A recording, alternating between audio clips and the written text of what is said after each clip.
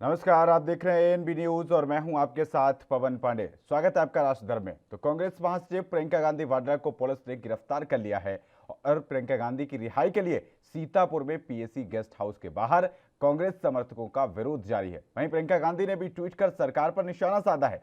केंद्रीय गृह राज्य मंत्री के बेटे की गाड़ी से किसानों को कुचलने का वीडियो वायरल होने के बाद पड़ोसी जिले सीतापुर में नजरबंद कांग्रेस महासचिव प्रियंका गांधी ने सोशल मीडिया पर वीडियो दिखाते हुए पीएम मोदी से पूछा है कि किसानों को कुचलने के आरोपी मंत्री के बेटे की गिरफ्तारी और मंत्री की बर्खास्तगी अब तक क्यों नहीं हुई है।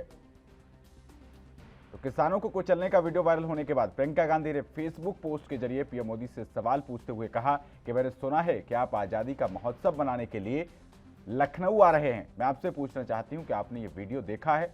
ये वीडियो आपकी सरकार के एक मंत्री के बेटे को किसानों को अपनी गाड़ी के नीचे कुचलते हुए दिखाता है। इस वीडियो को देखिए और बताइए कि मंत्री की बर्खास्तगी अब तक क्यों नहीं हुई है, उनके लड़के को अब तक गिरफ्तार क्यों नहीं किया गया है। ताजा जानकारी के मुताबिक प्रियंका के साथ साथ 10 अन्य लोगों के खिलाफ भी शांति भंग करने के मामले में एफआईआर दर्ज की गई है और जिन लोगों पर केस दर्ज हुआ है उसमें कांग्रेस नेता दीपेंद्र हुड्डा और अजय कुमार लल्लू के नाम भी शामिल हैं। बताया गया है कि प्रियंका को लखीमपुर खीरी जाते वक्त सीतापुर के हर गांव में हिरासत में लिया गया था। इसके बाद ही उनकी गिरफ्तारी कर ली गई। फिलहाल जिस पीएससी गेस्ट हाउस में उन्हें रखा गया है उसे ही उनके लिए अस्थायी जेल घोषित किया गया है। इस बीच छत्तीसगढ़ के मुख्यमंत्री भूपेश बघेल जब प्रियंका गांधी से मिलने के लिए लखनऊ पहुंचे तो उन्हें एयरपोर्ट पर ही रोक लिया गया। इसके बाद बघेल ने वहीं फर्श पर बैठकर धरना शुरू कर दिया। वहीं दूसरी तरफ प्रदेश के सीएम योगी आदित्यनाथ लखनऊ में इस घटना के पल पल का अपडेट ले रहे थे। हिंसक विरोध के बाद मामले को संभालने की जिम्मेदारी उनके कंधों पर थी।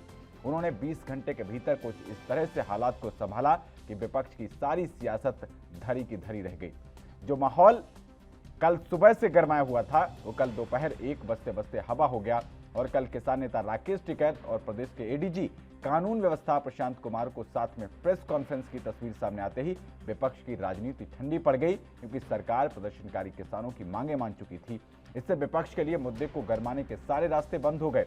बीजेपी से जुड़े सूत्रों ने हमें बताया कि सीएम योगी ने रात भर जागकर मामले को प्रभावी ढंग से हैंडल किया और योगी के आगे विपक्षी नेताओं की एक न चली। किसान नेता राकेश टिकैत के सहारे समझौता करवाकर सीएम योगी ने विपक्ष के सारे वार फेल कर दिए।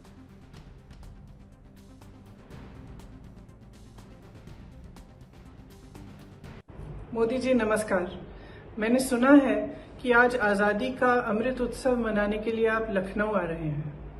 मैं आपसे पूछना चाहती हूँ कि आपने ये वीडियो देखा है? ये वीडियो आपके सरकार के एक मंत्री के बेटे को किसानों को अपनी गाड़ी के नीचे कुचलते हुए दिखाता है। इस वीडियो को देखिए और इस देश को बताइए कि इस मंत्री को बर्खास्त क्यों नहीं किया गया है और इस लड़के को अभी तक गिरफ्तार क्यों नहीं किया गया है। मेरे जैसे विपक्ष के नेताओं को तो आपने हिरासत में बगैर किसी ऑर्डर, बगैर एफआईआर के रखा है। मैं जानना चाहती हूं कि ये आदमी आजाद क्यों है।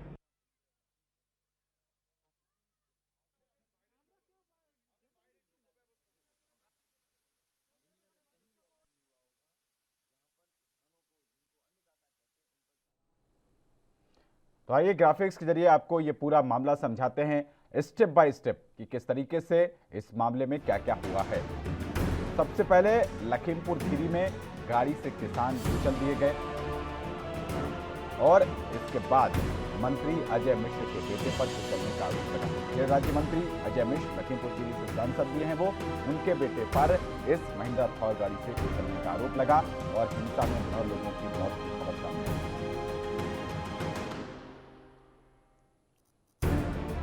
मरने वालों में 4 किसान और 4 बीजेपी के कार्यकर्ता बताए जा रहे हैं।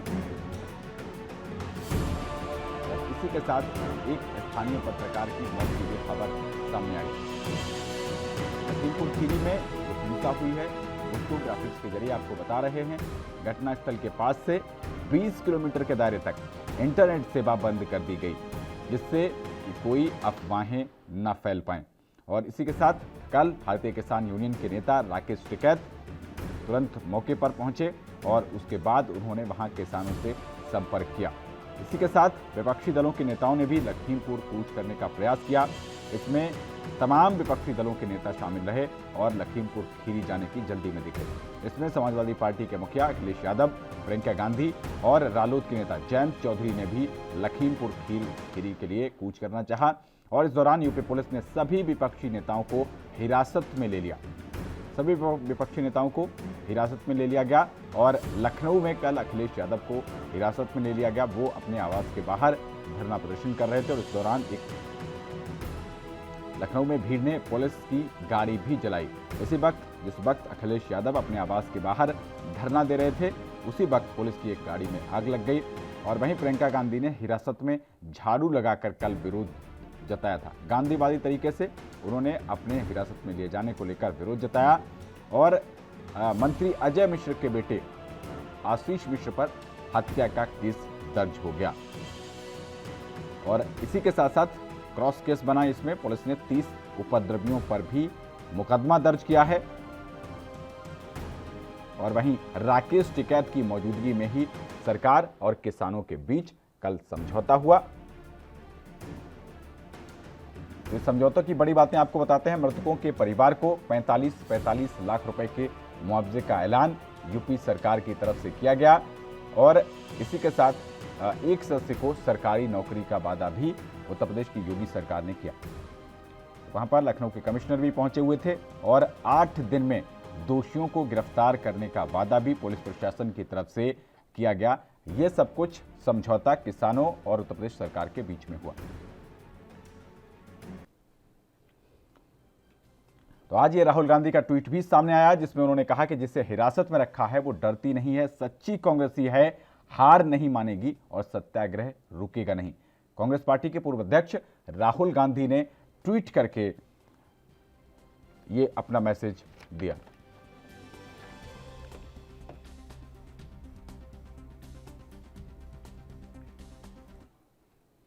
तो इसी विषय पर चर्चा करने के लिए हमारे साथ बेहद ही खास दो मेहमान जुड़ गए हैं। आपका परिचय उनसे करवा दें। हमारे साथ कांग्रेस पार्टी से प्रवक्ता कुंवर सिंह जी और बीजेपी के प्रवक्ता धैर्यवर्धन सिंह जी जुड़ गए हैं। बहुत स्वागत है आप दोनों का एएनबी न्यूज पर। और सबसे पहले आपसे ही शुरुआत करते हैं। धैर्यवर्धन सिंह जी, आपने प्रियंका गांधी को गिरफ्तार करवा दिया है, आखिर क्यों? इतनी बड़ी कौन सी सिक्योरिटी का मामला था कि आपने एक महिला नेत्री को गिरफ्तार करवा के रखा हुआ है? देखिए, कहीं पर कानून व्यवस्था को चुनौती दी जा रही है और कोई उस आग में पेट्रोल की कट्टी लेकर के राजनीतिक लाभ कमाने के लिए दौड़ा चला जा रहा है, तो कानून का पालन कराने वाले अफसर उस परिस्थिति को टालने के लिए बतौर एहतियातन कुछ कदम उठाते हैं और यह आवश्यक भी होता है। और मजेदार बात यह है कि किसान दुर्घटना का शिकार हुए, जानबूझकर के मारा गया या कोई और कारण रहा, यह एफआईआर हो जाने के बाद जांच का विषय है। दोषियों को दंडित करने के लिए सरकार संकल्पबद्ध है, पर दोषी सभी हत्याओं के लोग हैं, चाहे वो वाहन से कुचले गए लोग हों, चाहे लाठियों से पीट पीट कर मार डाले गए लोगों के हत्यारे हों, सभी को दंडित किया जाएगा, सबके खिलाफ जांच होगी, सबके खिलाफ एक्शन होगा। पर ये जितनी तेजी से दिल्ली से नेता दौड़ लगा रहे हैं, ये कांग्रेस शासित राज्यों में कोई घटना होती है तब इनके पैरों में बेड़ियां लग जाती हैं। आपको याद होगा कि दिग्विजय सिंह जी के शासनकाल में मध्य प्रदेश में आज से 19 साल पहले 24 किसानों को पुलिस ने गोली मारकर भून दिया था। तब गांधी परिवार के लोग इतने उतावले नहीं थे, इतने बावले नहीं थे, ऐसी दौड़ नहीं लगा रहे थे जो आप दौड़ लगा रहे हैं। इसलिए प्रशासन को सावधानी बरतनी होती है। जहां पर कोई घटना हो गई है वह मामले को न्याय प्रदान करने की बात कह करके लोगों को न्याय का भरोसा दिला करके उस आग को ठंडा किया जाता है ताकि कानून के तहत अगली प्रक्रिया प्रारंभ की जा सके। पर वहां पर आगजनी लगातार चलती रहे, ये उचित नहीं है, इसलिए रोका गया है। लेकिन धैर्यवर्धन जी, यही सब कुछ जब पश्चिम बंगाल में हुआ था तो उस वक्त तो जेपी नड्डा से लेकर और कैलाश विजयवर्गीय हर कोई वहां पर पहुंच रहा था। ये बात तो आप पर भी लागू होती है ना फिर? देखिए, पंजाब में यहाँ पर लखीमपुर में जिस मानसिकता के साथ दौड़ रहे हैं, ये अलग प्रकार की घटना है। बंगाल में सिलसिलेवार कार्यकर्ताओं की, आम नागरिकों की लगातार हत्या हो रही थी। ये एक दुखद घटना है जिसको लेकर के पूरे देशवासी सदमे में है, सभी को तकलीफ है। क्या आखिर ऐसी क्या घटना हुई है? सारे के सारे लोग रेंज में हैं। इसका बीजेपी, कांग्रेस या किसी राजनीतिक दल से वास्ता नहीं है। चाहे हमारे पत्रकार मित्र हों, चाहे जनता के आम लोग हों, सभी को कष्ट है कि भारत में, शांति प्रिय देश में इस प्रकार की घटना नहीं होनी चाहिए। एक पत्रकार मित्र की भी मौत हुई है, उनको लेकर भी बहुत कष्ट है सबको। पर होगा क्या? भारत में कानून का राज है। कोई घटना हुई है, पुलिस एफआईआर करती है, वो कर ली है। जिस पर चाह रहे थे आंदोलनकर्ता लोग, मंत्री जी के बेटे पर भी एफआईआर हुई है। अब उसके बाद पुलिस जांच करेगी, दूसरे तथ्यों को बटोरेगी, डॉक्यूमेंट्स और साक्ष्य जो मिलेंगे उसके आधार पर अग्रिम आगे की कार्रवाई होगी। उसके लिए हम सबको थोड़ा सा धैर्य रखना होगा, थोड़ी प्रतीक्षा करनी होगी। चलिए ठीक है, धैर्यवर्धन सिंह जी धैर्य की बात कर रहे हैं कुंवर सिंह जी। और आखिरकार इस राजनीतिक पर्यटन की इतनी जल्दी भी क्या है कुंवर सिंह जी? थोड़ा वहां पर माहौल थोड़ा ठंडा हो जाने देते, उसके बाद सेल्फी ले ली जाती, क्या दिक्कत थी? हम पवन जी धैर्यवर्धन सिंह जी की बात सुन रहे थे। उन्होंने कहा हम कानून व्यवस्था बनाना चाहते हैं। एक भारत की बेटी अगर चली जाएगी तो कानून व्यवस्था बिगड़ जाएगी। यदि आप लोकतंत्र पे आस्था रखते हैं तो किसी को 24 घंटे से ज्यादा अरेस्ट करके आप रखे हैं। सीतापुर के गेस्ट हाउस में उनको आपने अरेस्ट किया है। धारा कौन सी लगाई? 151, 109, 107, 16 जी। यदि वो बलवा करने जा रही थी तो उनको रोकना चाहिए और 24 घंटे के अंदर आप पेश करो ना। 48 घंटे हो गए घटना को। उदाहरण दे रहे थे मेरे साथी बैतूल की, पूरी जानकारी उन्होंने नहीं दी। मैं एक बात कहना चाहता हूं कि पिछले साल जब शिवराज सिंह जी ने 6 किसानों के सीने को छलनी किया था, तब भाई साहब भूल गए क्या? फिर दुनिया ने कल परसों का वीडियो देखा है। अगर आप चाहते हैं कि लोकतंत्र बरकरार रहे तो जिसने गोली चलाई, जिसने कुचला, उसको गिरफ्तार करने के बजाय आप विपक्ष को पकड़ रहे हो। एक बात मैं और कहना चाहता हूं, हमारे छत्तीसगढ़ के मुख्यमंत्री लखनऊ गए, आप उनको एयरपोर्ट से निकलने नहीं दे रहे। लखनऊ में भी 144 आपने लगा रखी है। वो पीसीसी जाना चाह रहे थे, या लखनऊ में कांग्रेस कार्यालय में जाने में भी आपने उनको नहीं जाने दिया। मैं एक बात कहना चाहता हूं पवन जी आपके माध्यम से, प्रियंका गांधी है, प्रियंका सावरकर नहीं। भूपेश बघेल है, भूपेश सावरकर नहीं, ये याद रखना आप लोग।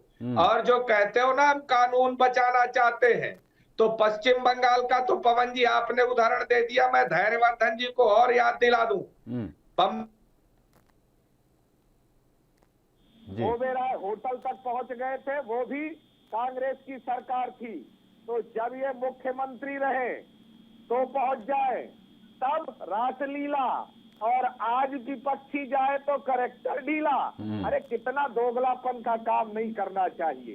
यदि आप 144 लगाए हैं लखीमपुर खीरी में, तो अगर लखनऊ कोई मुख्यमंत्री पहुंच रहा हो, मुख्यमंत्री जनता ने चुना है, कोई भारतीय जनता पार्टी के बंधक नहीं है, जनता ने चुना है, लोकतंत्र में वो भी आस्था रखते हैं। लेकिन जिस तरह अजय सिंह बिष्ट, याद करिए पवन जी, लोकसभा में फपक फपक कर रो रहे थे, भूल गए? अपने ऊपर बीतती है तो रोते हो और दूसरे को मिलने से रोकते हो। आपने याद किया होगा एक बेटी भी चली थी हाथरस में, यही अजय सिंह बिष्ट और आदित्यनाथ की सरकार। एडीजी लायन आर्डर ने कहा बेटी के साथ रेप नहीं हुआ, तब भी प्रियंका गांधी, राहुल गांधी जी जा रहे थे। बाद में सीबीआई की चार्जशीट में बलात्कार सिद्ध हुआ। क्या अजय सिंह बिष्ट ने माफी मांगी? क्या एडीजी लायन आर्डर में माफी मांगी? या कोई दरोगा जिसने एफआईआर किया उसने माफी मांगी? आप सिर्फ दिखावा करते हो। हमारी नेता सोनभद्र जा रही थी, वहां आपने गिरफ्तार किया। आप जाओ तो लोकतंत्र, और हम जाएं तो लोकतंत्र का खिलवाड़। ये दोगला काम नहीं चलेगा। याद करिए, आप भी विपक्ष में थे, जहां जैसी घटना होती है आप तो गवर्नरों का इस्तेमाल करते हैं। जिस तरह धनगढ़ साहब को आपने मोहरा बनाकर पश्चिम बंगाल का दुरुपयोग कर रहे हैं, वही लोकतंत्र भारत में भी है। और आप लखनऊ से आगे नहीं जाने देते। एक भारत की नारी को, एक कांग्रेस पार्टी के लीडर को और एक राज्यसभा के मेंबर को बिना बताए आप 24 घंटे से ज्यादा अरेस्ट कर रहे हैं। आप लोकतंत्र की दुहाई देते हैं। ठीक है, जवाब लेते हैं। वही लखनऊ में, पवन जी सुन लीजिए जी। उसी लखनऊ में देश के प्रधानमंत्री अमृत महोत्सव मनाने जा रहे। ये अमृत महोत्सव आजादी का था। नरेंद्र मोदी या आदित्यनाथ के पूर्वज ने देश आजाद नहीं कराया। तुम्हारे पूर्वजों का इतिहास गवाह है, लेकिन इन्हीं किसानों के पूर्वजों ने देश आजाद कराया है। आज प्रधानमंत्री मोदी के 48 घंटे बाद भी शोक संवेदना के शब्द नहीं निकल रहे और भारतीय जनता पार्टी के कोई नेता शोक संवेदना नहीं व्यक्त कर रहे हैं। ठीक है कंवर सिंह, जवाब लेते हैं। ठीक है सर। दयावर्धन जी, तमाम उन्होंने आरोप लगाए हैं और इसी के साथ हम लोग ये भी पूछ रहे हैं कि भाई छत्तीसगढ़ के मुख्यमंत्री भूपेश बघेल, एक चीफ मिनिस्टर वहां पर पहुंचता है, आपने तो उनको अपनी पार्टी के कार्यालय में भी नहीं पहुंचने दिया। वो तो कह रहे थे कि हमें लखीमपुर खीरी नहीं जाना है, मैं तो लखनऊ आया हूं। आपने उनको एयरपोर्ट से भी बाहर नहीं निकलने दिया। पवन पांडे जी, इसका जवाब सरकार देगी, वो अधिकारी देंगे कि उनको वहां क्यों नहीं जाने दिया। पर सबकी मंशा बड़ी साफ है, आप मुझसे बेहतर समझते हैं। सारे लोग इस जली हुई आग में अपनी राजनीतिक रोटियां सेकना चाहते हैं। वो चाह रहे थे कि लखीमपुर की आग ठंडी ना हो। सरकार पर आरोप लगा रहे थे हमारे मित्र कोमल सिंह जी, क्या न्यायिक जांच कराना है, सीबीआई को सौंप देना, ये सरकार की खराब मंशा होती है? ये जनता की मांग होती है कि उच्च स्तरीय जांच होनी चाहिए। चाहे हाथरस की जांच सीबीआई को सौंपी हो, चाहे यहाँ पर न्यायिक जांच कराने की मांग की स्वीकृति दी हो। ये तो सिद्ध करता है कि हमारे मन में कोई किसी प्रकार का मैल नहीं है, कोई चोर नहीं है। जो घटना हुई है वो दूध का दूध और पानी का पानी जनता के समक्ष आना चाहिए और कानून के अंतर्गत उस पर कार्रवाई होगी। आप एक ही बात क्यों कर रहे हैं? वो उस गाड़ी से जो लोग कुचले गए उनके प्रति भी अपना दर्द है। तो ड्राइवर को मार डाला, बीजेपी के 4 कार्यकर्ताओं को लाठियों से पीट पीट कर मार डाला। क्या वो इंसान नहीं थे? क्या उनकी पत्नी, उनकी बहन, बेटी और माँ को, पिता को दर्द नहीं हो रहा होगा? क्या आपकी डायरी में केवल 4 इंसानों के लिए कष्ट है? हमारी तरह कहिए ना कि वहां पर जो भी होगा वो न्याय संगत होगा। जो भी घटना के लिए दोषी है उस पर कार्रवाई होगी। किसी का भी बलिदान, किसी के भी जीवन की जो वहां पर उसने जीवन खोया, उसकी क्षति है, उसको कमतर नहीं आंका जाएगा। उनके परिवार के लोगों को न्याय मिलेगा। सरकार इस पर आमदा है। इसलिए सरकार ने पूरी निष्पक्षता के साथ न केवल जांच की बात कही, न केवल न्यायिक जांच का ऑर्डर करने की बात कही, बल्कि उस समय जो किसान नेता और दूसरे नेताओं के साथ प्रशासन की बातचीत हुई, उसमें सरकार अधिकतम जो पीड़ित पक्ष की मदद कर सकती है, बहुत विनम्रता पूर्वक 45 लाख रुपए का मुआवजा और एक सरकारी नौकरी देने की बात भी कही है। सरकार की मंशा पर जानबूझकर के दोष मत निकालिए। चुनाव सिर पर, इसलिए आप चाह रहे थे कि लखीमपुर निकले और पूरे उत्तर प्रदेश में जाएं। आपकी मंशा जनता को समझ में आ गई है। आपका ये षड्यंत्र है, आपकी जो हरकतें और आपके नेताओं की ये जो छद्म लीला है, ये जनता भली भांति जान समझ गई है। आपके मंसूबे कभी पूरे नहीं होंगे। लेकिन दयावर्धन जी, जिस कानून के तहत आप बात कर रहे हैं कि आपने हिरासत में लिया है, उसी कानून में ये भी तो है कि फिर 24 घंटे के अंदर आपको कोर्ट में भी पेश करना होता है। देखिए, पुलिस किसी भी आपदा की स्थिति में बतौर एहतियातन किसी को रोक सकती है, ये पुलिस को अधिकार है। और चुपचाप से किसी को धोखे में रख करके नहीं रोका है, उनको सार्वजनिक तौर पर रोका, उनको गेस्ट हाउस ले जाया गया।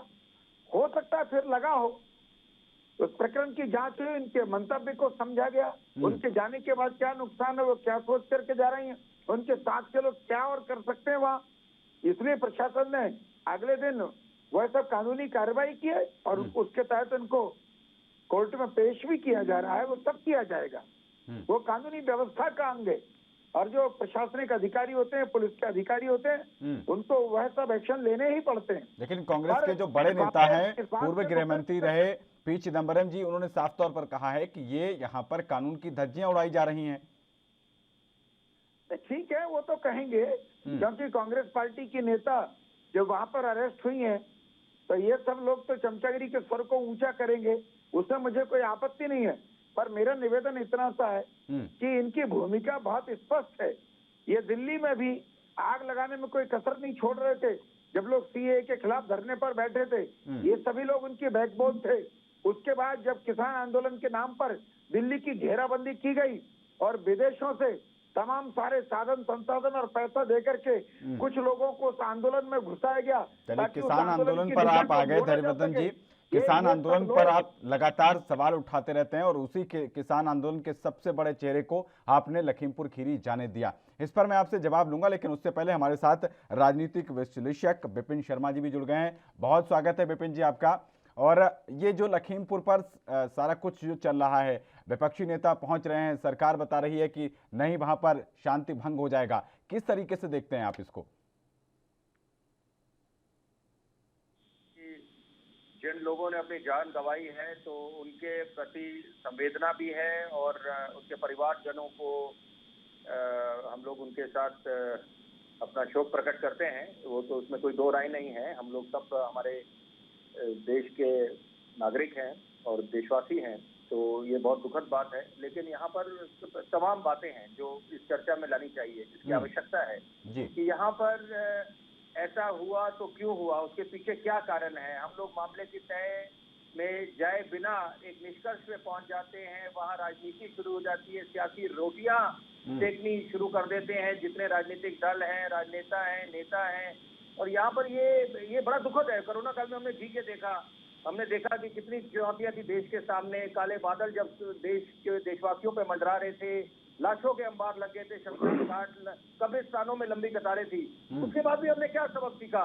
लेकिन यहाँ पर सबसे दुख की बात, देखिए यहाँ पर मेरे से पहले जो वक्ता बोल रहे थे, मैं एक बात जरूर बोलना चाहूंगा। मैं दोनों पहलुओं की बात करेंगे। हम लोग पत्रकार हैं, विश्लेषक हैं, हम लोग बिल्कुल निष्पक्ष होकर बात करते हैं, सारे पहलुओं को उजागर करते हैं। यहाँ पर सीए को लेकर, नागरिक संशोधन कानून को लेकर भी जो राजनीति हुई थी, वहां पर लोकतंत्र की खूबसूरती है कि आप अपना विरोध जताएं अगर आपको सरकार की कुछ खामियां नजर आती हैं, आप किसी बात से नाराज हैं।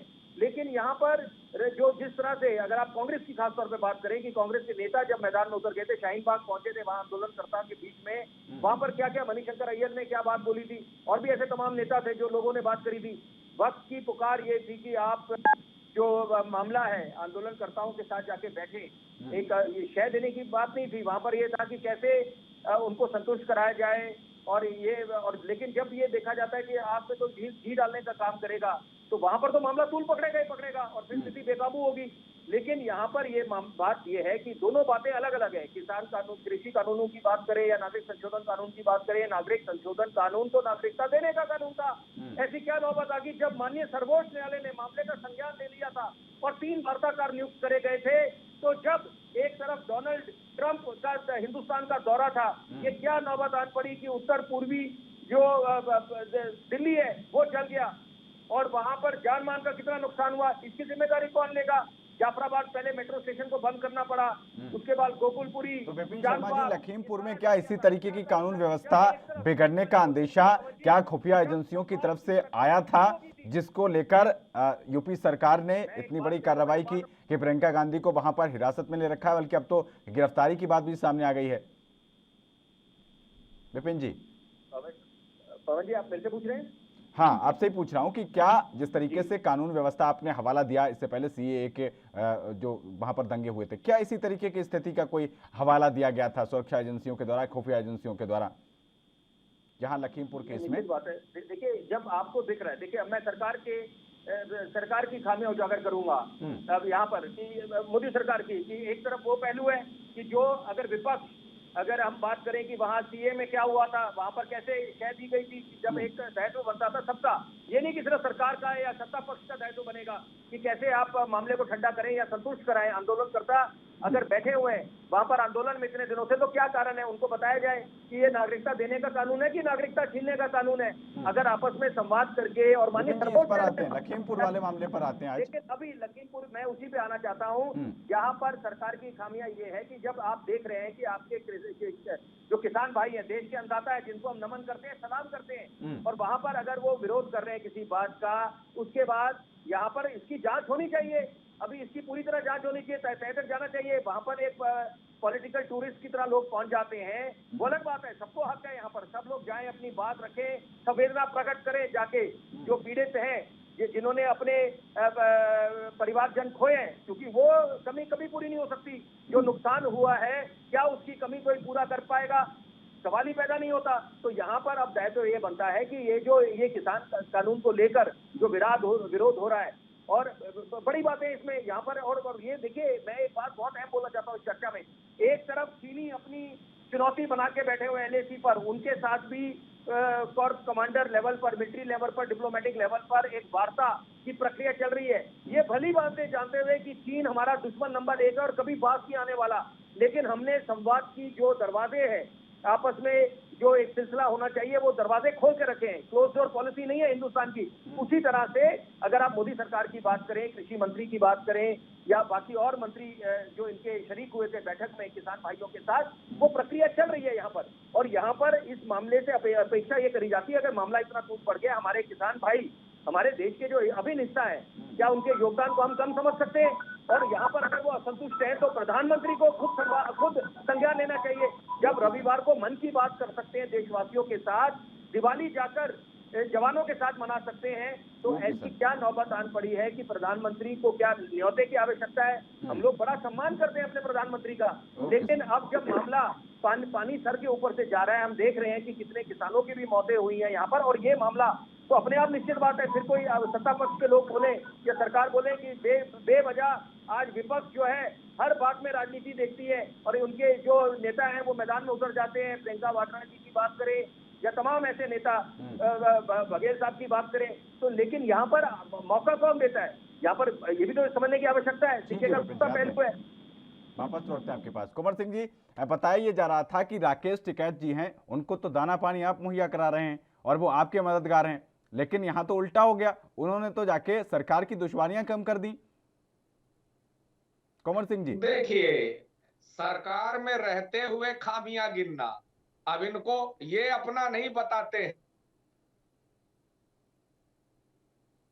क्यों आप ऐसा काम कर रहे हैं कि वो आंदोलन पर हैं? आंदोलन कर क्यों रहे हैं आप उनको नहीं समझा पा रहे हैं, और उनको आप खालिस्तीनी कहते हैं, कुछ कहते हैं। अभी ये जो गृह मंत्री जिनके ऊपर एफआईआर हुई है, 48 घंटे से ज्यादा हो गए, ना उसके लड़के को गिरफ्तारी की जा रही, ना उनको मंत्रिमंडल से बर्खास्त किया जा रहा। और 3 दिन पहले उन्होंने कहा था हम ठीक कर देंगे। अभी हमारे साथी भाजपा के कह रहे थे और विश्लेषक महोदय भी कह रहे थे कि रोटियां सेकना। सीएम खट्टर ने कहा कि डंडा मारो, जेल जाओगे, हम जमानत कराएंगे और नेता बन के निकलोगे। क्या ये लाजमी है? क्या उनका इस तरह के बयान किसानों के हित में है? ये घी में आग डालने का काम नहीं कर रहे हैं। और आप जो कह रहे हैं राकेश टिकैत जी, राकेश टिकैत एक अपने आप में चेहरा है, भारतीय किसान यूनियन के नेता। वो किसी के कहने से आंदोलन नहीं कर रहे हैं। अगर हमारे कहने में होते तो आदित्यनाथ जी को वोट क्यों देते? उन्होंने खुद कहा हमने पिछली बार भाजपा को वोट दिया था, तो हमें वोट, हम नहीं ले लेते अपनी वोट। आरोप लगाना बड़ा आसान है। अभी हमारे साथी कह रहे थे, मैं तो याद दिलाता हूं विश्लेषक जी को, नरेंद्र मोदी जी 26/11 की घटना में गए थे, ओबेरॉय के होटल के सामने तक पहुंच गए थे। वोट पॉलिटिकल टूरिज्म नहीं था। गुजरात का मुख्यमंत्री महाराष्ट्र क्या करने गया था? क्या वो पॉलिटिकल टूरिज्म नहीं था कि मोदी जी है तो संभव है? आप जाके विदेश में हाउडी मोदी करके आते हो, किससे पूछ के आप गए थे? एक विशेष व्यक्ति की प्रचार करने। भारत का सम्मान आपने कहीं जाके गिरवी रख दिया। जी, अब चीन की बात कर रहे हैं, मतलब पूछने की बात होगी कि वो कांग्रेस पार्टी से पूछ कर जाए। फिलहाल चर्चा लगातार जारी है, एक छोटे से ब्रेक के लिए रुक रहे हैं, बने रहिए एनबी न्यूज के साथ।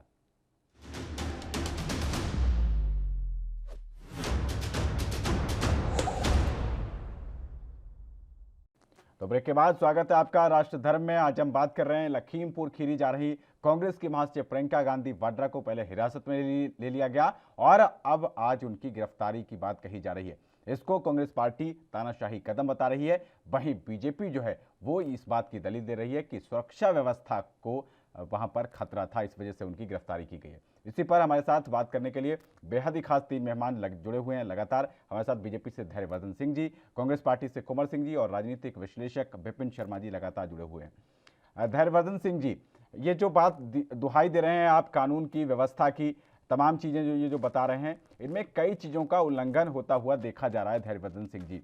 और कांग्रेस के वरिष्ठ नेता हैं पी चिदम्बरम जी, उन्होंने भी इस बात को लेकर कई एक के बाद एक ट्वीट किए हैं।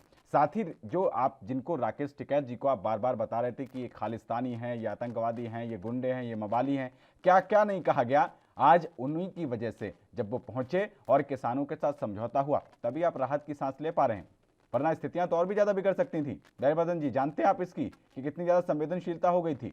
आपत्तिजनक है। एक हमारे कांग्रेस के प्रवक्ता मित्र ने कहा कि वहां गोलियां चलाई गई। ये अब तो पोस्टमार्टम की रिपोर्ट आ गई है, किसी भी व्यक्ति की मौत इसीलिए दोबारा पोस्टमार्टम कराया जा रहा है। हाँ, कोई बात नहीं, आप दोबारा भी कराइए, आपका कानूनन हक है। जो कराया जा सकता है उसे कराने में सरकार को भी कोई गुरेज नहीं। वहाँ कांग्रेस के नेता नहीं पहुंचे, खुद किसान कह रहे हैं दोबारा। ठीक है कुंवर सिंह जी, आते हैं अपनी अपनी बारी पर आते हैं। हमने राकेश टिकैत जी को आतंकवादी नहीं कहा, पर यह सच है। देखिए, मुझे लग रहा है पवन पांडे जी, आपका खून भी उतना ही खौलता होगा जितना मेरा खौलता है जब सीमा पार से कोई खालिस्तान समर्थक कहता कि तिरंगे में आग लगा दो, और वो वीडियो जारी किया था इंटरनेट पर, सोशल मीडिया पर, भारत के लोगों को भड़काने के लिए, और यहाँ के लोग उसको आगे बढ़ाते हैं। तो वो लोग कौन है जो ये सब हरकतें कर रहे हैं? जरूर वो खालिस्तानी है, जरूर वो विदेशी पैसे से इस देश में अस्थिरता पैदा करना चाहते हैं। आंदोलन को तो लीड वही राकेश टिकैत जी कर रहे हैं, फिर खालिस्तानी आंदोलन को लीड करने वाले व्यक्ति को आपने क्यों जाने दिया लखीमपुर? जी, आप जिनके ऊपर खालिस्तानी होने का आरोप लगा रहे हैं, उस आंदोलन को लीड करने वाले यही राकेश टिकैत जी ही हैं, और फिर ऐसे आंदोलन को लीड करने वाले व्यक्ति को आपने लखीमपुर क्यों जाने दिया? मैंने राकेश टिकैत जी पर ऐसा कोई शब्द नहीं बोला, ना बीजेपी के किसी नेता ने बोला है। मैं बात कर रहा हूँ वीडियो जारी हो रहा है। ऐसा नहीं होता ना, गुड़ खाए गुलगुलों से परहेज, आप पूरी बात भी कह दे रहे हैं और उसके बाद आप बता रहे हैं हमने ये नहीं कहा। किया जा रहा है पूरे आंदोलन में, ये देश के तमाम जिलों में जो छोटे छोटे धरने किए गए, उसमें वर्ग विशेष के लोग ही बैठे। क्या आप बता सकते हैं कि आंदोलनकर्ता सारे के सारे किसान हैं? क्या आप दावे के साथ कह सकते हैं कि ये आंदोलनकर्ता देश के करोड़ों किसानों के प्रतिनिधि है? आज भी देश में करोड़ों किसान ऐसे हैं जो जानते हैं कि राजनीतिक नौटंकी कर रहे हैं। मोदी सरकार किसान विरोधी न थी, न है, न रहेगी। क्या बात कर रहे हैं आप? कोई किसान विरोधी कैसे हो सकता है जिसको देश में सरकार बनानी है? क्या हमारे सांसद किसान नहीं है? क्या हमारे केंद्रीय मंत्री किसान नहीं है? क्या हमारे पार्टी के विधायक और पदाधिकारी किसान नहीं है? वो किसान, हजारों लाखों किसान उनको वोट देकर के चुनाव जिताते हैं, तब जाकर के बहुमत की सरकार बनती है। हम सपने में भी किसान विरोधी कैसे हो सकते हैं? हमारी मति मारी गई है क्या?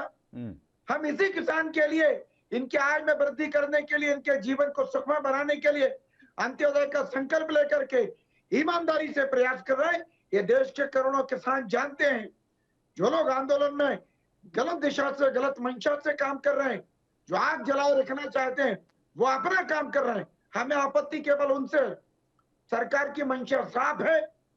चाहे गाड़ी को चला करके जानबूझ करके किसानों को मारा गया हो, चाहे अपने प्राण बचाने के लिए कोई ड्राइवर गाड़ी दौड़ा करके गया हो, चाहे आंदोलनकर्ता लोगों के द्वारा उस ड्राइवर को पीट पीट कर मार डाला गया हो, बीजेपी के 4 कार्यकर्ताओं को मार डाला गया हो, चाहे कुछ लोगों ने पत्रकार भाई को, पत्रकार मित्र को मार डाला हो, ये सारी चीजें सरकार, प्रशासनिक अधिकारी, पुलिस के अफसर उनके लिए तथ्य बटोरेंगे और तथ्य आने के अनुसार उन पर कार्रवाई होगी।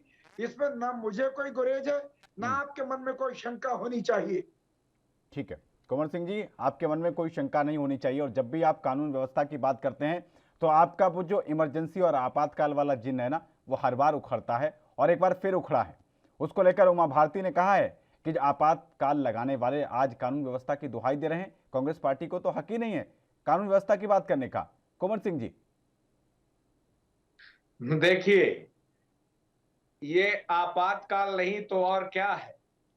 हम लोकतंत्र में हिंसा का कोई स्थान नहीं है। जो न वहां पर हत्याएं हुई है या कुचल के मरे हैं, दबे हैं, वो परिस्थितियां कैसे बनी ये नहीं आप सोच रहे हैं। आप कह रहे हैं कि लोग खालिस्तानी थे। अरे आपके मंत्रियों ने क्या क्या नहीं कहा है। साथ ही हमारे कह रहे थे किसानों का हम भला चाहते हैं, तो एमएसपी की गारंटी क्यों नहीं दे रहे हो आप? थी है, रहेगी, इस बकवास को कौन सुनना चाहता है? 81 बार मन की बात की है आपने, कौन सा मन की बात में आपने दे दिया? 15 लाख अभी बाकी है। ये कह रहे थे हम किसानों के हितैषी हैं। पवन जी, 9 लाख लोगों को इनने किसान सम्मान, 9 करोड़ लोगों को किसान सम्मान निधि शुरू की थी। किस संविधान में किसान सम्मान निधि को आपने संवैधानिक अधिकार दिया है? आज वही 6 करोड़ लोगों पर क्यों बची है? आप बीमा कराते थे, बीमा पहले केंद्र करता था, अब स्टेट गवर्नमेंटों में होने लगा है। और किसान यही तो चाहता है कि पूरे तालुका में जब कोई बीमा कंपनी भुगतान करती है और व्यक्तिगत कोई किसान के खेत में आग लगती है या बाढ़ से नुकसान होता तो उसको बीमा का पैसा नहीं मिलता। आपने कहा था 2022 में हम दोगुनी कर देंगे आय, अब तो 2 महीने बाद है, कैसे करोगे बता दो आप। आपके प्रधानमंत्री ने कहा था, हमने जबरदस्ती नहीं कहलाया था बनारस की सभा में कि हम किसानों का कर्जा माफ करेंगे। किस किसान का कर्जा आपने माफ कर दिया? आपने कहा था महंगाई डायन है, अब वो डार्लिंग हो गई, वो आप बताइए। आपने 2 लोगों को नौकरी देने को कहा था, वो बताइए।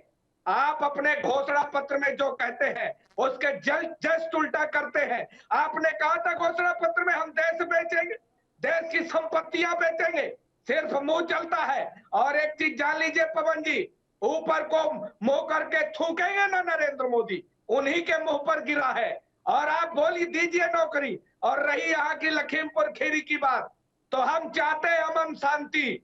आपने हमारे नेता को गिरफ्तार किया, हाँ, वहीं पर हमारी नेता भी बैठी और हमारे लोग शांति से बैठे। एक भी आदमी हमारा हिंसा की तरफ नहीं बढ़ते हुए लखीमपुर खीरी की तरफ बढ़ा है। और एक मुख्यमंत्री को आज एयरपोर्ट से निकलने नहीं दिया गया। यह लोकतंत्र है और इस लोकतंत्र की दुहाई दे रहे हैं आप। और उमा भारती जी, जिन्होंने कहा था हम 50,000 कर्जा माफ करेंगे 2003 में, आज तक 20 साल में भारतीय जनता पार्टी मध्य प्रदेश में कर्जा माफ नहीं कर पाई है। तो देखिए पवन जी, मुंह चलाना और सरकार चलाना अलग है कि ठीक है। कौन सी आते हैं आपके पास? विपिन शर्मा जी, आपने देखा कि सारी अपने अपने पक्ष की बात हो रही है, लेकिन इस हिंसा में एक गरीब ड्राइवर की भी मौत हुई है, एक पत्रकार की भी मौत हुई है, उसके ऊपर तो किसी ने एक ट्वीट भी नहीं किया। सर, आपने देखा कि कैसे जब दिल्ली में उपद्रव मचा था और 26 जनवरी को, जिसकी किसी ने सपने में भी कभी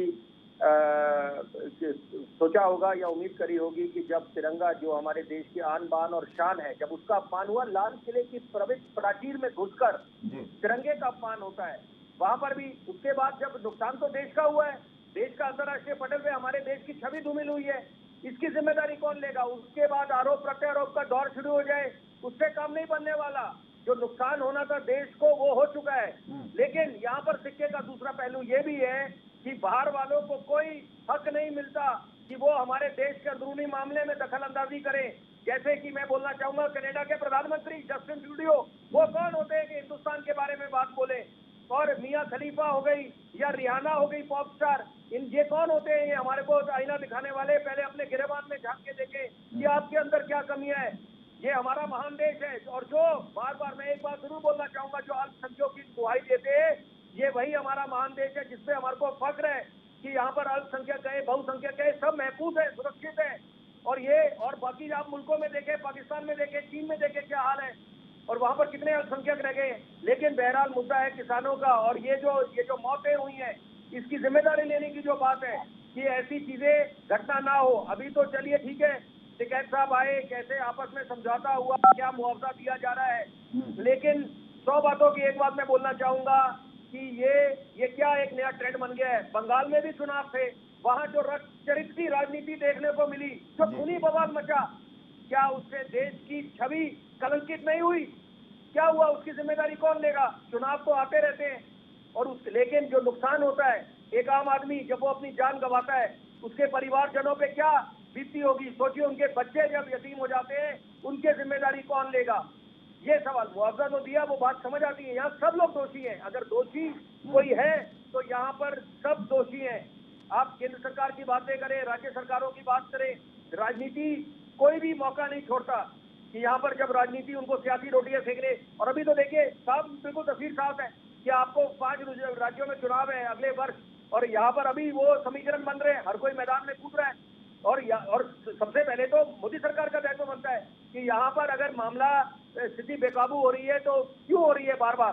तिरंगे का भी अब आन बान शान जो है वो भी तिरंगे का अपमान हुआ हम लोग। उसके बाद ये बार बार जो किसानों की मौतें भी हो रही है, यहाँ जिम्मेदारी सबकी बनती है कि उन लोगों की भी जिम्मेदारी बनती है, उनको भी कटघरे में खड़ा करा जाएगा जो आग में घी डालने का काम करते हैं, कह देते हैं कि यहाँ पर अगर मामला अच्छे से सुलझा दिया जाए तो क्या इसमें देश हित नहीं होगा।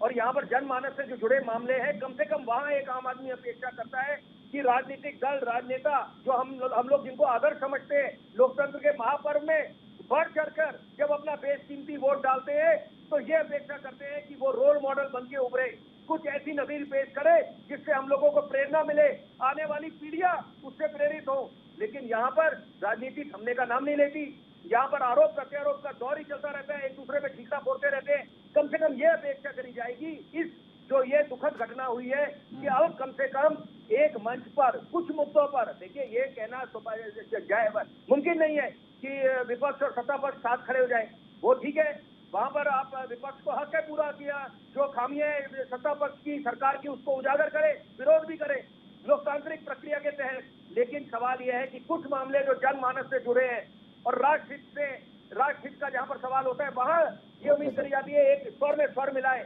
आप तो अपने ही सेना के मुखिया को सड़क का गुंडा कहते थे कि वो क्या ये भी बताने की आवश्यकता है कि किसने कहा था। और सर्जिकल स्ट्राइक को सर्जिकल स्ट्राइक करार दे दिया गया था, उसके बाद सर्जिकल स्ट्राइक के आपने सबूत मांगे थे। तो ये सब लोग अगर कटघरे में खड़ा किसी को करा जाएगा तो सब लोगों को खड़ा करा जाएगा, क्योंकि दायित्व सबका बनता है। और यहाँ पर आम आदमी का भी दायित्व बनता है, आम आदमी का ये दायित्व बनता है कि हम लोग अपनी भूमिका निभाएं, कि कैसे हमने कोरोना काल में क्या अभी कभी सबक और सीखने बाकी है। दूसरी जो ये लहर नहीं थी इस वर्ष जो आई, ये जिसने अपना प्रकोप दिखाया, कहर ढाया, बहुतों लाशों के अंबार लग गए थे, ये सुनामी बन के आई थी हमारे सर पर। लेकिन हमने क्या सबक सीखे? ठीक है, हमने ये संकल्प लिया था। वापस आते हैं। देवेंद्र सिंह जी, आप कुछ ऐड करना चाह रहे थे, वो भी बताइए। उसके साथ ये भी बताइए कि जब इसमें जो इतने गंभीर मामले में एफआईआर दर्ज की गई है मंत्री जी और उनके मंत्री जी के बेटे पर, गिरफ्तारी आखिर कब होगी, ये भी पूछ रहा है विपक्ष। जी, सबसे पहले तो विपिन जी को धन्यवाद दूंगा मैं कि उन्होंने काफी विद्वत्तापूर्ण ढंग से बहुत सारे तथ्यों पर ध्यानाकर्षण किया। अभी हमारे कांग्रेस के प्रवक्ता मित्र कह रहे थे, वो तो प्रधानमंत्री जी ने जो किसान सम्मान निधि योजना लागू की उस पर ही सवालिया निशान खड़े कर दिए कि उसको कहाँ संवैधानिक व्यवस्था दी है, कल क्या होगा। अब मुझे ये समझ में नहीं आ रहा है कि हम तो ये बोलते हैं कि कल भी बीजेपी आएगी, मोदी जी फिर आएंगे और उसके बाद भी मोदी जी की विचारधारा का कोई व्यक्ति आएगा। तो हमने तो किसानों के लिए ये सुंदर पेड़ लगाया है, हम तो इसको काटेंगे छाटेंगे नहीं। अब ये पाप किसके मन में पल रहा है, ये शंका किसके मन में पल रही है? आप आना चाहते हैं सरकार में, या आपके तमाम ऐसे लोग जो आपके साथ गठबंधन करते हैं वो किसानों की सम्मान निधि को बंद करेंगे? हम तो ऐसा सपने में भी नहीं सोच सकते।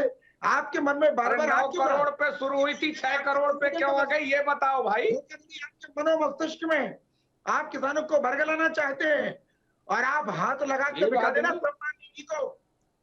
जनता आप कांग्रेस के नेताओं को और ऐसे हरकती लालों को दौड़ा कर सबक सिखाएगी। इसलिए उस विषय पर शंका कुशंका देश में पैदा करने की कोशिश मत कीजिए। वो सम्मान निधि है जो निरंतर बढ़ेगी, देश की अर्थव्यवस्था जो सुधरेगी त्यों किसान के खाते में रकम बढ़ेगी, ये सरकार की मंशा है। लेकिन गुरवर्धन सिंह जी, जो कानून व्यवस्था की घटनाएं लगातार आ रही हैं, बिगड़ रही है, इससे पहले गोरखपुर में हुआ, फिर कानपुर में हुआ, अब लखीमपुर में हुआ, जिम्मेदारी भी तो आपकी है। सरकारें सिर्फ इसलिए थोड़ी ना होती कि 5 साल का टर्म पूरा करें, उसके बाद सुरक्षित तरीके से फिर चुनाव करा दें और फिर अगली बार शपथ ग्रहण करा दें। क्या शपथ ग्रहणों के अलावा, चुनाव कराने के अलावा क्या सरकार की और भी जिम्मेदारियां हैं? और अगर हैं तो फिर उन पे जब फेल्योर होता है तो उसकी जिम्मेदारी क्या विपक्ष की हो जाएगी? नहीं पवन पांडे साहब, जवाबदारी हमारी है, पर क्या हम दोषियों को दंडित नहीं कर रहे हैं? क्या हम गुंडे मवाली उत्पात करने वाले लोगों को, समाज का नुकसान करने वाले लोगों को, लोगों की जान से खिलवाड़ करने वाले लोगों को किसी प्रकार का कोई अभयदान दे रहे हैं? दोषियों के खिलाफ बहुत सक्षम कार्रवाई हो रही है, उन पर एफआईआर भी हो रही है, उनकी अवैध संपत्तियों को भी तहस नहस किया जा रहा है ताकि उनका मनोबल पूरी तरह से टूट जाए और उनको कानून के अंतर्गत अधिकतम सजा जो मिलना चाहिए उसके लिए भी हमारे काबिल प्रशासनिक पुलिस के अधिकारी वह सब व्यवस्था भी कर रहे हैं। इसलिए सरकार पर यह सवाल दागना मुझे लग रहा है न्यायोचित नहीं है। हम सवाल ही तो पसंद नहीं है कानून के अंतर्गत सवाल आखिर हर किसको गलत पसंद है? प्रवृत्ति को दंडित करेंगे। सवाल ही तो पसंद नहीं है। अब कुंवर सिंह जी से पूछ लेते हैं, सवाल इनको भी पसंद नहीं आएगा। ये जो 3 अन्य बीजेपी कार्यकर्ता और एक पत्रकार की मौत हुई है, क्या इनके लिए भी कुछ संवेदनाएं हैं? क्या एक इनके लिए ट्वीट नहीं हो सकता था? बीजेपी को चलिए छोड़ दीजिए, एक जो गरीब ड्राइवर था और एक जो पत्रकार था वहां पर, उसके लिए कोई ट्वीट आया राहुल गांधी की तरफ से या प्रियंका गांधी वाड्रा की तरफ से? देखिए, हमने सब पे, जितने मृतक हैं सब पर दुख जताया है। हमने हिंसा, लोकतंत्र में हिंसा का कोई स्थान नहीं है और हमारे नेता और सबने कहा है कि ये घटना निर्मित कैसे हुई इस पर विचार होना चाहिए। जिसने करी, जिस पर एफआईआर है उसको तो गिरफ्तार करना चाहिए। अभी हमारे साथी कह रहे थे गोरखपुर की घटना में पुलिस वालों के पिता का नाम नहीं लिखा गया है, सिर्फ नाम लिखा गया। ये क्या है? साथी हमारे कह रहे थे पीएम का सम्मान निधि का। मैं भाई को याद दिला दूं, इसी मध्य प्रदेश में 26 लाख किसानों का कर्जा कमलनाथ सरकार ने माफ किया है और आपके कृषि मंत्री कमल पटेल और शिवराज सिंह जी ने कहा कि किसी किसान का कर्जा माफ नहीं। उस पर आपका क्या जवाब है? क्यों दो मुही बात करते हो? किसान का कर्जा विधानसभा में 27 लाख लोगों का माफ हुआ। हमारे एक साथी कह रहे थे विश्लेषक जी कि लाल तिरंगे का अपमान हुआ, लाल किले पे। मैं बिल्कुल सहमत हूं, तिरंगे का अपमान देशद्रोह है। लेकिन 1980 में नानाजी देशमुख ने उसी तिरंगे को जलाया, तब यह देश प्रेम कहा गया था। 52 साल तक आरएसएस के मुख्यालय में तिरंगा फहराया नहीं गया, तब यह प्यार कहा था। और 2000 के आधार पर मत कीजिए। प्रमुख हेडक्वार्टर पर झंडा फहरा दिया तो मुकदमा कायम कर दिया। ये तब प्यार क्यों नहीं होता है भाई? क्या एक तरफा प्यार होगा? ऐसा नहीं है। देश लोकतंत्र से चलता है, देश संविधान से चलता है। और अमित शाह जी ने कहा था कोरोना महामारी में विपक्ष ने क्या किया? अगर विपक्ष जाए तो तकलीफ, पेट में दर्द ना जाए तो अमित शाह जी जैसे गृह मंत्री जो खुद नहीं निकलते, पूरे कोरोना काल में प्रधानमंत्री और गृह मंत्री को किसी ने नहीं देखा, लेकिन विपक्ष पर आवाज उठाते। ठीक है, मैं जवाब देना चाहूंगा केवल 1-2 मिनट में जी। इन्होंने मध्य प्रदेश के किसानों की कर्जा माफी की बात कही। सब जानते हैं कि कमलनाथ जी ने 10-20-25 हजार के जो छोटे किसान थे उनका कुछ कर्ज माफ किया, पर राहुल गांधी जी वादा क्या करके गए थे? उंगलियां दिखाई थी, 1, 2, 3, 4, 5, 6, 7, 8, 9, 10 10 दिन में 2 लाख रुपए तक का कर्जा माफ होगा। शिवराज सिंह और कमल पटेल ने सार्वजनिक बयान दिया, मेरे पास वीडियो रखे हुए हैं। क्या थूक कर चाट कर ये कहा कि कोई कर्जा माफ नहीं हुआ। इतना थूक के की बात नहीं मानी, इसलिए आप उस पर मत जाइए। बात निकलेगी तो दूर तलक जाएगी। मत जाइए। आपने कैसे नानाजी देशमुख जैसे पवित्र और पावन इंसान पर ये गंभीर और घटिया आरोप लगाया? क्या बात कर रहे? कुछ भी बोल जाते हैं। झंडा क्यों नहीं फहरा रहे थे? गलत बात करते हैं आप बिल्कुल गलत बात कर रहे हैं। जो आप सही बात कर रहे हैं मैं उससे इत्तेफाक रखता हूँ, जवाब देना चाहूंगा, पर कम से कम डिबेट में कचरा मत डालिए। ठीक है धर्मेंद्र जी, बात पूरी कीजिए अपनी, जवाब पूरा करिए धर्मेंद्र जी। नहीं, मैंने बोला ना कि डिबेट को गलत दिशा में ले जाना चाह रहे हैं भैया। आज किसानों पर गलत बात दिशा हो में गई कोई नहीं ले जा रहा, बस ये है कि आपस में जब और यहाँ विपिन जी बैठे, मैंने भी जब प्रारंभ की थी तो मैंने यही कहा था कि हिंदुस्तान के हर नागरिक को, जिसमें मैं भी शामिल हूँ, देश के प्रधानमंत्री भी शामिल हैं, सबको सदमा लगा, सबको बुरा लगा जब इस घटना की जानकारी आई कि कहीं पर ऐसी घटना हो गई है। पर इस घटना के बाद सरकार ने और पुलिस के अधिकारियों ने एफआईआर की है। आज लखनऊ जैसी एफआईआर की है और वहीं पर ये तालीबानी व्यवस्था नहीं है कि आपके कहने पे किसी को फांसी पर उड़ा दिया जाए, फांसी पर टांग दिया जाए या बंदूक से उड़ा दिया जाए। एफआईआर हुई है, तथ्यों के आधार पर कानून अपना काम करेगा। दोषियों को जेल में भी भेजेंगे, पर दोषी के बाद के चश्मे से नहीं देखेगी उत्तर प्रदेश की पुलिस। और जिन्होंने पत्रकार को मारा है, जिन्होंने ड्राइवर को मारा है, और सुनिए, ठीक है, बीजेपी के कार्यकर्ता भी मरे तो वो भी किसी किसान के बेटे, ठीक है, वो भी कोई मजदूर किसान के ठीक है। अब मैं परिवार के विपिन लोग शर्मा हैं। जी को चर्चा में लाना चाहता हूँ। मत विपिन देख लो। शर्मा जी, ये जो तमाम, अब इनका तो अपने अपने पॉलिटिकल इंटरेस्ट हैं, बात करते लेकिन हैं आप ये बड़ी-बड़ी। देखें कि क्या वहाँ अमेरिका में 2022 गांधी को के पूछते चुनाव हैं के और यहाँ मद्देनजर भारत में गोडसे अब हर को। कोई विपक्षी पार्टी जो है वहां पर पहुंचकर एक नंबर गेम बनाना चाह रही है कि हम वहां पर पहुंचकर सेल्फी ले लें और जनता के बीच माहौल बना लें। ये इनपुट भी है ना? बिल्कुल। देखिए, ऐसा है कि पवन जी, एक बात बोलना चाहूंगा बड़ी अहम इस चर्चा में, क्योंकि मेरा ऐसा मानना है कि चर्चा में अगर हम इस बात का जिक्र नहीं करेंगे तो चर्चा अधूरी रह जाएगी। हम लोग बात कर रहे हैं। देखिए, पहली बात तो सर्वप्रथम मैंने बोला, जब ये चर्चा शुरू हुई, मैंने बोला कि संवेदना भी है और शोक प्रकट भी करना चाहिए। सबका दायित्व बनता है कि जो मौतें हुई हैं उसकी नुकसान की भरपाई कभी नहीं हो पाएगी और बहुत दुखद घटना है। लेकिन साथ में दूसरा पहलू ये जिसका हम लोगों को संज्ञान लेना चाहिए कि जो पहली बात तो जब तक मामले की पूरी जांच नहीं होती हम लोग अपने आप निष्कर्ष पे निकल के राजनीति शुरू कर दें, वो कहीं की समझ नहीं है और वो शह देने की बात हो जाती है। और उसके बाद माहौल अगर खराब होता है सौहार्द का, अमन शांति का, तो उसके लिए जिम्मेदारी कौन लेगा? बहुत आसान होता है पल्ला झाड़ देना, लेकिन यहाँ पर हम सबका देश है और यहाँ पर अगर हम लोग कोरोना के, मैं क्यों जिक्र करता हूँ बार बार कोरोना काल के उस दौर का, क्योंकि हमने कितना नुकसान हुआ, हमारा अर्थव्यवस्था को कितने नुकसान हुआ, कितनी जानमाल को नुकसान हुआ। लेकिन अभी मुद्दा ये है कि अगर ये पथराव भी उनके काफिले पे हुआ है, मंत्री महोदय के जो बेटे थे वहां से निकल रहे थे या बाकी तमाम लोग जो निकल रहे थे वहां काफिले पे अगर हमला हुआ है, पत्थरबाजी हुई है, वो भी जांच का विषय। मैं एक बात जरूर बोलना चाहूंगा, इतने वर्षों से जो धरती का स्वर्ग कहलाता था कश्मीर, धरती का स्वर्ग और हमारा मुकुट था, देश का मुकुट, हिंदुस्तान का मुकुट था कश्मीर, वो क्या हुआ था? वो नर्क बन गया था वहां पर मिलिटेंसी को लेकर। वहां का एक जो युवा था वो गुमराह हो गया था, अपनी फौज को दुश्मन समझ बैठा था और पत्थरबाज बन गया था। और यहाँ पर तो क्या हुआ, जब सरकार ने इच्छा शक्ति दिखाई, 370 हटाया, नई सुबह का आगाज हुआ, नया कश्मीर की हम लोग बात करते हैं।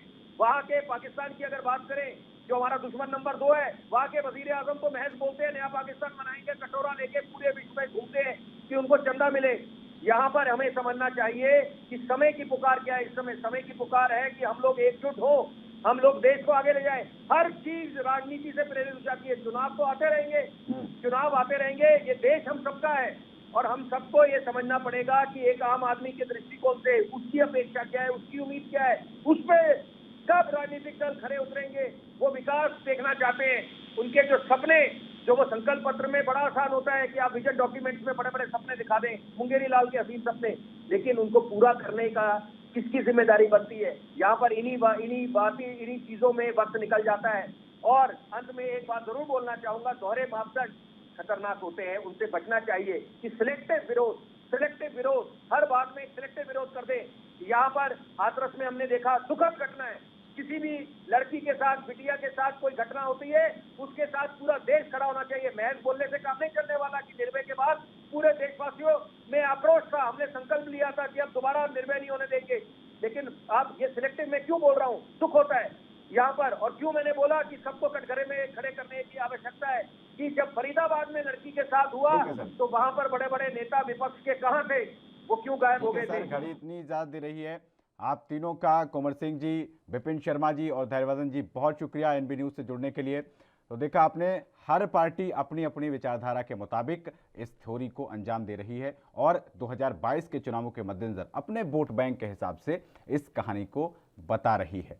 लेकिन इस पर क्या क्या आएगी, एक एक पल पल की अपडेट एनबी न्यूज आपको बताएगा। अभी इसमें 6 सदस्यीय एक एसआईटी टीम का भी गठन कर दिया गया है। इस पर रहेगी एनबी न्यूज की नजर। फिलहाल इस पेशकश में इतना ही। देश और दुनिया की तमाम अहम खबरों के लिए बने रहिए एनबी न्यूज के साथ। नमस्कार।